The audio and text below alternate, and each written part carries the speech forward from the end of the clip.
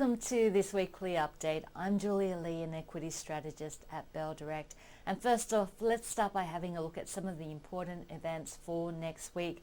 First off the ranks will be the non-farm payroll numbers out in the US tonight. These numbers are especially important because the market had been quite skeptical in regards to interest rate hikes in the US. But with economic data in the US improving, it does look like those 4 US interest rate hikes may not be so out of reach after all. And of course, a key consideration of the Federal Reserve, which meets in 2 weeks' time, are the jobs numbers out of the US, the non-farm payroll numbers.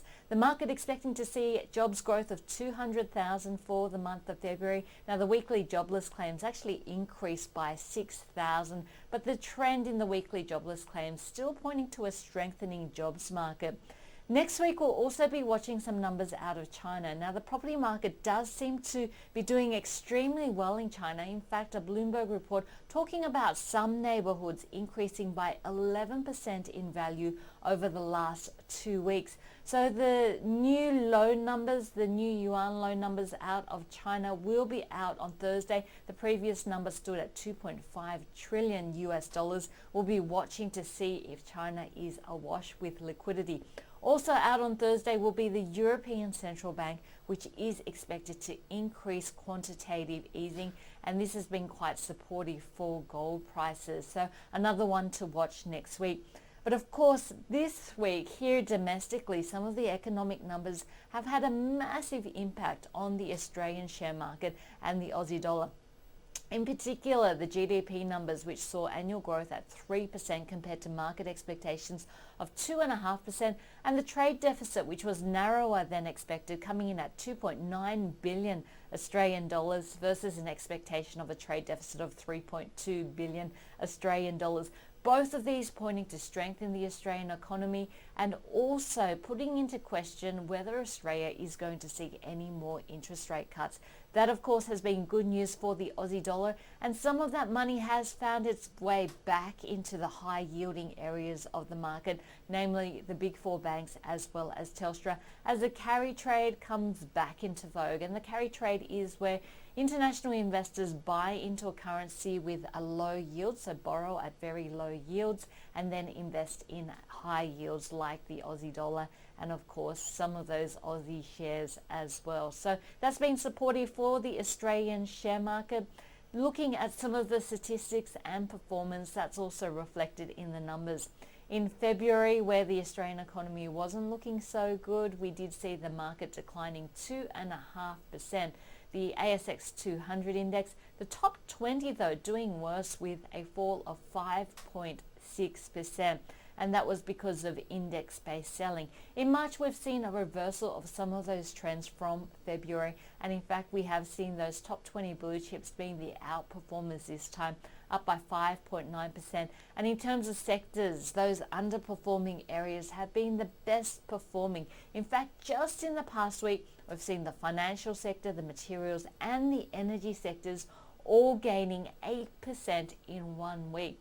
Now, this leads us to a comment on strategy, and the momentum-based strategy, which was so popular for the last year and helped to support small caps and mid caps, now seems to be in decline, and instead value-based strategies do seem to be back, and that's helping some of the underperforming sectors on the market.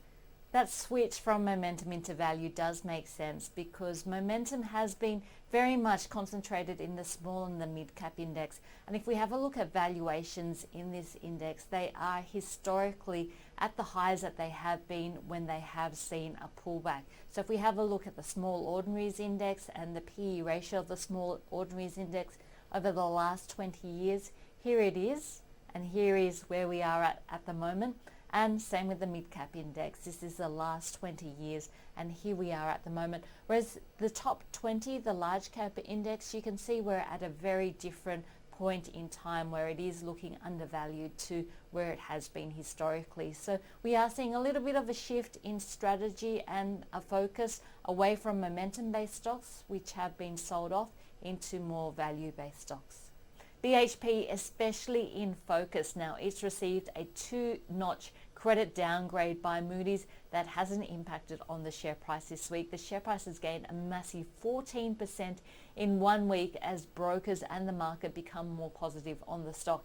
Now, we have seen some news regarding compensation because of the Brazilian dam disaster, but that's led to a little bit more certainty in terms of the outlook for BHP and in terms of the stock. We have a look at broker ratings on the stock. It is increasingly becoming more positive.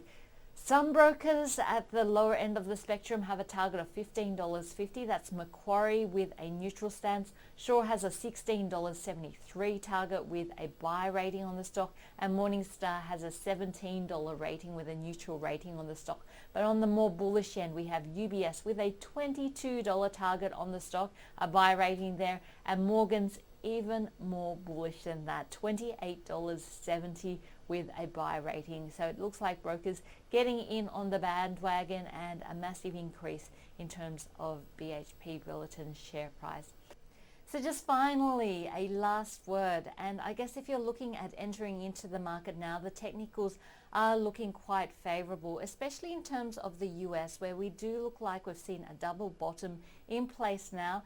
General rule with the double bottom is the length of the double bottom from the headline to the bottom is about the length of the move upwards. So we are expecting to see the market targeting above 2,000 points for the S&P 500 index.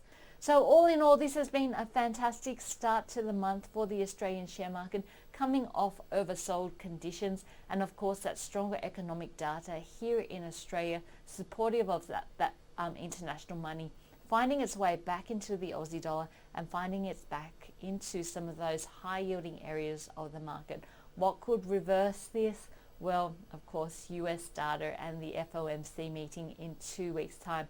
If we do see the US aggressively raising interest rates, expect the US dollar to strengthen and the Aussie dollar to weaken, and some of that money to find its way back to the US and out of Australia.